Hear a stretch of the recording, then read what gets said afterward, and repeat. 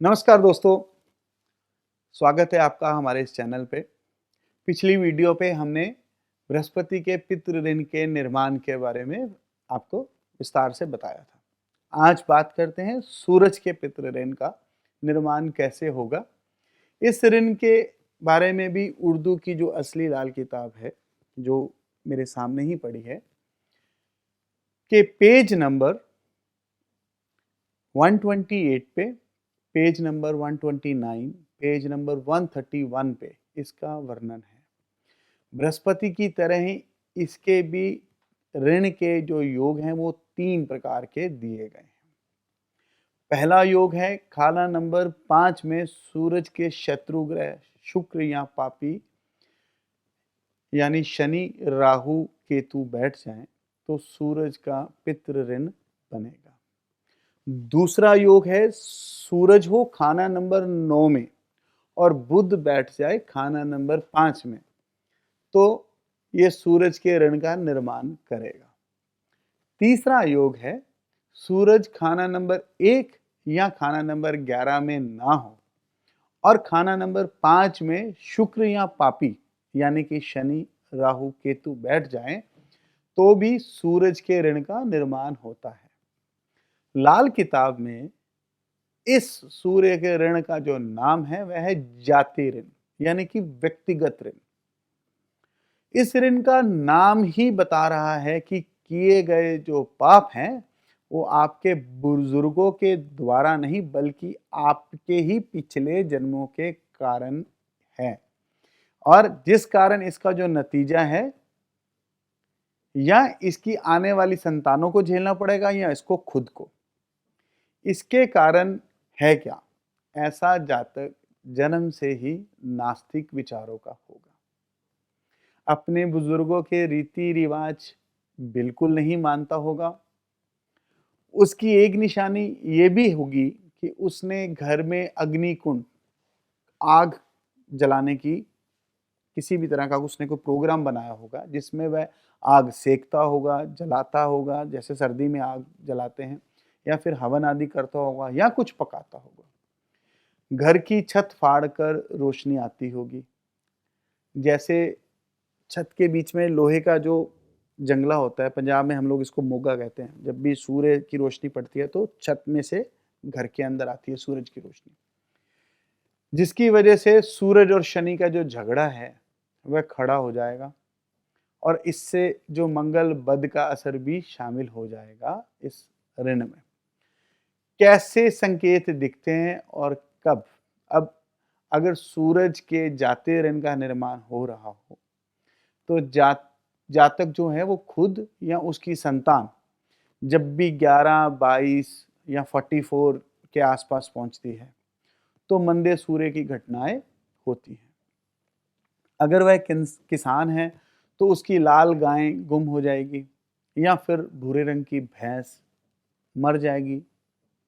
घर के में किसी तरह का कोई ना कोई लाल रंग का कीमती सामान चोरी हो जाएगा, टूट जाएगा या उसका नुकसान हो जाएगा। जातक के शरीर में किसी ना किसी जो अंग में हरकत होनी कम हो जाएगी या बंद हो जाएगी। पैरालिसिस के अटैक जो है, या उसको हम लोग आधा शरीर का अंग नकारा होना बोल सकते हैं, वह हो जाएगा। मुंह से बार बार थूक या लार गिरना शुरू हो जाता है या उसे खुद ही थूकने की आदत या बीमारी होती है। किसी के खिलाफ झूठी गवाही देनी जिससे सामने वाले का बेहद ज़्यादा नुकसान हो जाए, बर्बाद हो जाए वो, आदि ये सारे वाक़यात होंगे। सरकारी कामों में रुकावटें आएँगी, सरकारी काम बनते-बनते रुक जाएँगे, सरकार से किसी तरह का पंगा खड़ा हो जाएगा, सरकारी दंड का भागी बनना पड़ेगा।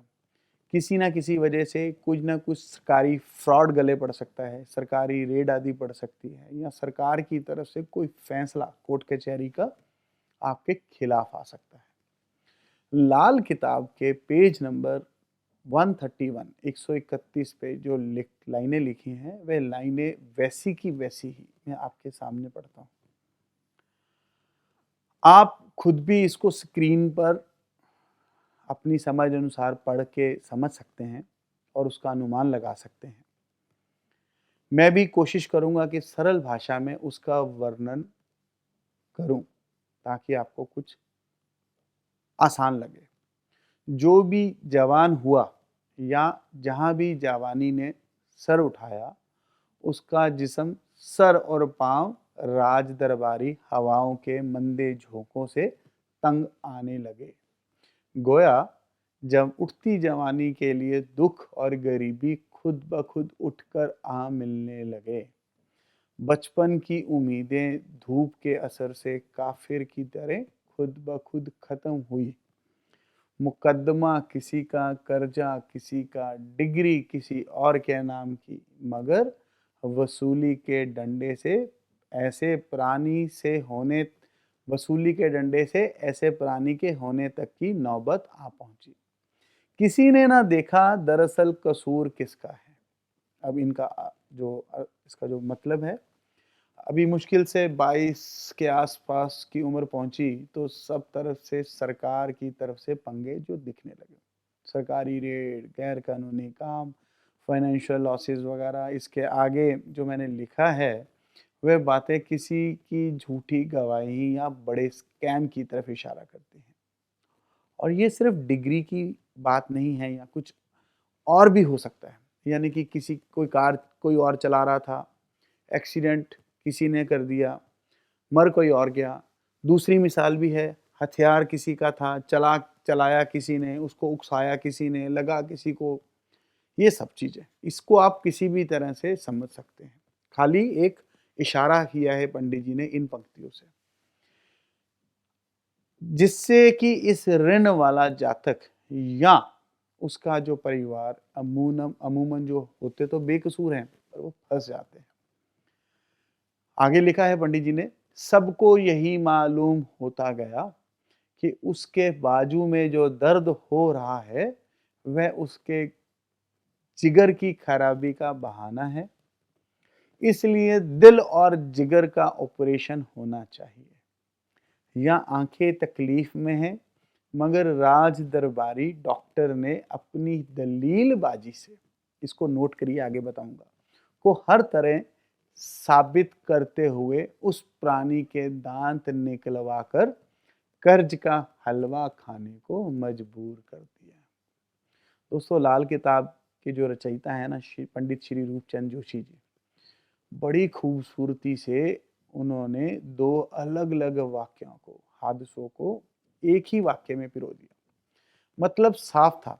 अगर बीमारी की बात करें तो मर्ज कुछ और था, टेस्ट कुछ और बता रहे थे, डॉक्टर ने ऑपरेशन किसी और शरीर के अंग का कर दिया, और ऊपर से अपनी दलीलबाजी से आपको वह सब कुछ करने पे मजबूर कर दिया जो आपने सोचा भी ना था। अब इसी बात को सरकारी वकील वाले वाक्यात के हवाले से सोचें तो कसूर किसी और ने किया था, सबूत कुछ और इशारा कर रहे थे, और वकील की दलीलबाजी की वजह से बेकसूर होते हुए भी सजा इस बंदे को, इस जातक को काटनी पड़ गई। यानी कि आप इन अल्फाजों की रूह को पकड़े, अल्फाजों को नहीं पकड़े, वरना कंफ्यूज हो जाएंगे। आगे लिखा है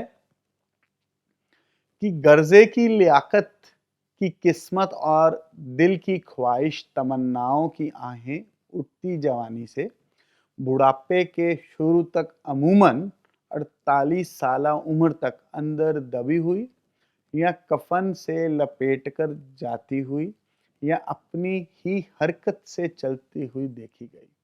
और जूं जूं आज़ा, मतलब जो शरीर के अंग हैं, कमजोर हुए, सर हिलने लगा, शांति की कुछ ठंडी हवा के झोंके साथ देने लगे। वह भी उस वक्त जब कोई बच्चा, बल्कि पोता, 11 महीने, 11 साल या 11 की मियाद में आ पहुंचा। अब इन पंक्तियों को बिना एक्सप्लेन किए समझा जा सकता है, इसलिए शायद मुझे इस पे ज़्यादा जोर देने की ज़रूरत नहीं। अगर ये सब कुछ किसी के साथ हुआ है या हो रहा है तो उस पे जाति ऋण सूर्य का लागू हो रहा है। उपाय क्या है इसके? इस ऋण को दूर करने के लिए खानदान से, पूरे खानदान से, बाप दादा से शुरू होकर सब मेंबरान से बराबर का पैसा लेकर यज्ञ करवाना आपको नेक फल देगा। दरअसल सूर्य हमारी आत्मा का कारक है और यहाँ पैदा हुआ ऋण खुद के द्वारा किए हुए पिछले जन्मों के पाप को और परिवार के कमजोर आत्मिक बल को दर्शाता है और कमजोर इच्छा शक्ति की वजह से पैदा हुए नुकसान का जिम्मेवार बनाता है। इसलिए सबसे पैसा इकट्ठा करके किए गए यज्ञ किसी मंदिर में, धर्म स्थान पे, हमारा और हमारे कुटुंब का, हमारे परिवार का आत्मिक और आध्यात्मिक बल बढ़ाएगा और इस ऋण से छुटकारा मिलेगा। परंतु याद रहे, ये ऋण 43 डेज में नहीं, 43 हफ्तों में पूरा करना है। इसको बिना परामर्श के ना करें। और एक और बात, अब कई लोगों को ये सवाल आएगा कि अगर मेरे दूसरे भाई बंधु मुझे पैसा ना दे तो मैं क्या करूं? तो इसके लिए आपको अलग से ज्योतिष परामर्श लेना पड़ेगा। इसीलिए मैंने बोला कि ये उपाय पितृ ऋण के बिना परामर्श के मत कीजिए। ये सिर्फ आपको बताने के लिए है ताकि आप इसके जो हालात हैं उनको अपनी ज़िंदगी के साथ मिला लें। अगर इस ग्रह के ऋण के हालात नहीं मिलेंगे तो शायद बृहस्पति के मिलेंगे या जो मेरी आने वाली और बाकी 7 ग्रहों की वीडियो हैं उन पे मिलेंगे। जल्दी ही मिलते हैं नई वीडियो के साथ, नए ऋण के ऊपर चर्चा करेंगे। तब तक के लिए धन्यवाद। नमस्कार। जितेंद्र शर्मा का। बने रहिए हमारे साथ। इस तरह की और भी अपडेट्स के लिए इंस्टाग्राम पर फॉलो करें और बेल आइकॉन प्रेस करें।